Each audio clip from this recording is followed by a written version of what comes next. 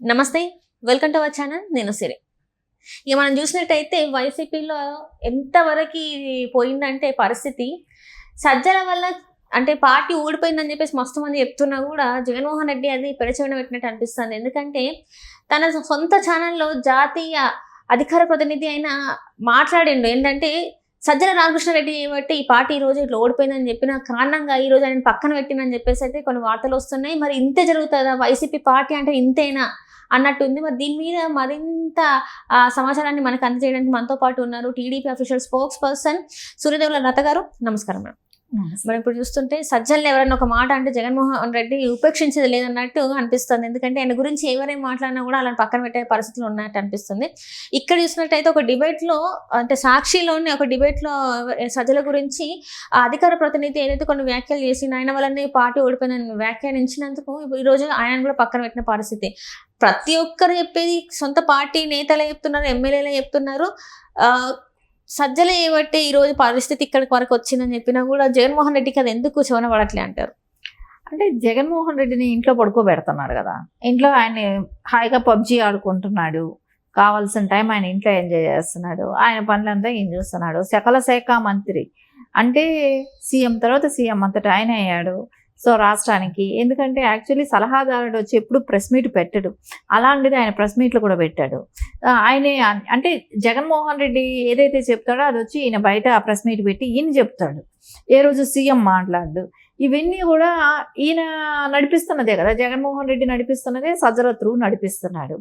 ఇక ఆయన actually appointment ఇవ్వాలన్నా కలవాలన్నా సజ్జల త్రూ ఎవరికైనా కూడా, అంటే ఒక ఎమ్మెల్యే కలవాలన్నా, ఎంపీ కలవాలన్నా, నాయకులు కలవాలన్నా ఎవరైనా సరే ఆయన ఎమ్మెల్యేలు ఎంపీలకే ఆయన దర్శనం దొరకదన్న అనేది వాళ్ళు కూడా బహిరంగంగా చెప్పారు. ఇప్పుడు కేతిరెడ్డి లాంటి వాళ్ళు వీళ్ళందరూ కూడా మనకు చెప్పారు కదా. బయట ఓపెన్గా మేము ఏదైనా ప్రజా సమస్యలు తీసుకెళ్ళి మాట్లాడే పరిస్థితి కూడా లేదు, మేము కలవటానికి లేదు, కాటసాని గారు చెప్పారు. వీళ్ళందరూ అసలు వాళ్ళ ఆ టైంలో ఓడిపోయిన టైంలో అందరూ వరుసగా పెట్టి అందరూ చెప్పారే కదా, అన్ని ఎమ్మెల్యే అందరూ ఓడిపోయిన క్యాండిడేట్లు అంతా ఇదే కదా మొరపెట్టుకున్నారు. సరే ఆయన రవిచందర్ రెడ్డి ఆయన సాక్షి డిబేట్లోనే సో ఆయన చెప్పటం జరిగింది, ఓన్లీ సజ్జల గారి మూలానే ఓడిపోవటం జరిగిందని ఏంటంటే మాట్లాడాడు. సరే అది ఇప్పటికి తెలిసింది. అంటే ఇన్ని రోజులు అంటే వాళ్ళ ఆత్మ పరిశీలన అనేది కూడా ఆయనకి లేదు. ఏంటంటే మేమేం చేస్తే అదే కరెక్ట్, మేమేం చెప్తే అదే కరెక్ట్ అనే చందానే ఉన్నారు. సరే ఇప్పుడు వాళ్ళ పార్టీలో ఉన్న వ్యక్తులే, వాళ్ళ అధికార ప్రతినిధులే వాళ్ళు అలా చెప్పటంతో వాళ్ళకు ఒక షాక్ లాంటిది తగిలింది. అది వాళ్ళ ఛానల్లో కూర్చొని చెప్పటమే అంతే కదా. మా పార్టీలో ఇలాంటి డ్యామేజ్లు ఉన్నాయి, మేము ఇట్లాంటి వాళ్ళం అనేది వాళ్ళే చెప్పుకున్నప్పుడు సో ఇంకా వాళ్ళకి అదే ఒక పెద్ద షాక్ లాగా అతన్ని పక్కన పెట్టడం జరిగింది. సరే ఆయనకు ఆ పోస్ట్ తీసేశారా, పక్కన పెట్టారా, అది మనకు అనవసరమైన విషయం, మాకు అనవసరమైన విషయం. కానీ అక్కడ సజ్జల అనేది ఈ గత 5 ఏళ్ళు నడిపించింది సజ్జల. అంటే సజ్జల ఏం అంటే జగన్మోహన్ రెడ్డి ఏం చెప్పాడో అదైతే సజ్జల ఫాలో అవటమే. అంటే అది వరకు గతంలో విజయసాయిరెడ్డి అంటే ఎలక్షన్ బిఫోర్ అధికారంలోకి రాకముందు విజయసాయిరెడ్డికి అంత ఇది ఉండేది, సెకండ్ ప్లేస్ అంటే విజయసాయిరెడ్డి గారు అన్నట్టు ఉండేది. ఇప్పుడు తర్వాత ఏమైంది సజ్జల గారిది. సరే కలెక్షన్స్ దగ్గర నుంచి ఏ మినిస్టర్ ఎంతెంత కలెక్షన్స్ ఇచ్చి పంపించినా కానివ్వండి, ఇవన్నీ కూడా చూసే బాధ్యత అంతా కూడా సజ్జల గారు. సజ్జల అంటే ఇంకా వాళ్ళ ఫ్యామిలీలో ఇంకా భారతిరెడ్డి గారు అంతా వీళ్ళ కోటరీ ఒకటి ఉంది, ధర్మారెడ్డి కానివ్వండి, ఇట్లా కొంతమంది ఒక 5గురితో ఒక 5-6 కోటరీ ఉంది. వీళ్ళందరూ కలిసి కలెక్షన్స్ చూసుకోవటం కానీ అన్నీ అంటే పొలిటికల్గా ఒకటి మెసేజ్ ఇవ్వాలంటే ఒక ప్రెస్ మీట్ పెట్టాలంటే చేసే వ్యక్తి సజ్జల. ఇలాంటి వ్యక్తిని అంటే వాళ్ళు ఇప్పుడు ఒక దొంగని వాళ్ళు పక్కకు పెట్టారనుకోండి, ఈ రోజున జగన్మోహన్ రెడ్డి సజ్జల కరెక్ట్ కాదు అని మొత్తం చెప్తున్నారు అనుకోండి, పక్కన పెట్టాడు అనుకోండి, ఆ లొసుకులు తెలిసిన వాడు ఎవరు? సజ్జలకు అన్నీ తెలుసు. జగన్మోహన్ రెడ్డి ఏమేం చేశాడు, ఏం పనులు చేశాడు, వీళ్ళందరూ కలిసి చేసిన పనులు ఏంటి అనేది రేపు పొద్దున అన్నీ బయట వస్తాయి. సో అందుకని ఆయన బయట పెట్టడానికి ఇష్టపడాడు. సో నువ్వు కాకపోతే నీ ప్లేస్లో ఇంకొకటి పోస్ట్ చేస్తాను అనుకుంటాడు. సో అందుకని ఆయన్ని సేవ్ చేసుకున్న చేసే ప్రయత్నాలే జరుగుతున్నాయి అంటే ఇక్కడ అందరికీ తెలుసు ఎవరు కల్ప్రిట్, అంటే ఎవరి వల్ల ఏమైంది అనేది. వాళ్ళని తొలగిస్తే కదా ఇంకెవరైనా దగ్గరకు వచ్చి మాట్లాడడానికి ఉండేది. తప్పు చేసిన వాళ్ళని పక్కన పెట్టుకొని మిగతా వాళ్ళని దండించడం ఎంతవరకు కరెక్ట్ అంటారు? మీరు ఒకటి ఇక్కడ అర్థమవుతుంది కదా, ఈజీగా అర్థం చేసుకునేది. ఇద్దరు కలిసి దొంగతనం చేస్తున్నారు, ఇద్దరు కలిసి చేశారు. ఒక దొంగతో చెప్పారు, అతను దొంగ అన్నాడు, ఇద్దరం కలిసి చేశాం కదా, నేను వాడిని పక్కకు పెడితే నన్ను కూడా బయట పెడతాడు కదా, సో నేను అందరికి మళ్ళీ ప్రజల దృష్టిలో నేను దొంగనవుతాను కదా, సో అందుకని నేను ఎందుకు అతన్ని బయట పెట్టాలి, సో నిన్నే పక్కన పెడితే పోద్ది కదా, మంచివాడిని పక్కన పెడతాడు, మంచివాళ్ళని పక్కన పెడతాడు, ఆ ప్లేస్ లో ఇంకో వాళ్ళు తీసుకుంటాడు, దొంగకే సపోర్ట్ చేస్తాడు. అంటే వీళ్ళందరూ దోచుకుందంటే సమానంగా పంచుకున్నారంటారా? దోచుకున్నది సమానంగా పంచుకున్నది అంత, ఎందుకంటే ఆయన ఒక జర్నలిస్ట్ గా ఉన్న వ్యక్తి. సో ఈ రోజు వేల కోట్లకు ఆయన కూడా అధిపతి. ఎలా వచ్చింది ఇవి?